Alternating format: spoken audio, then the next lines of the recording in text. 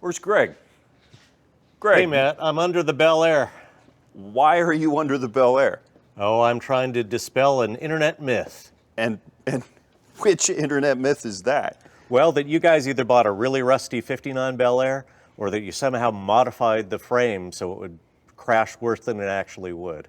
So what's your expert opinion? This is as it rolled out of the factory in 59. Awesome. So myth dispelled. Yep. Is there anything else you want to check out? Actually, now that you mention it, part two of the myth is that you guys somehow removed the drivetrain. Okay. And let's take a look. So what do you see? Now, it's a beautiful 6-cylinder with a 3 on a tree.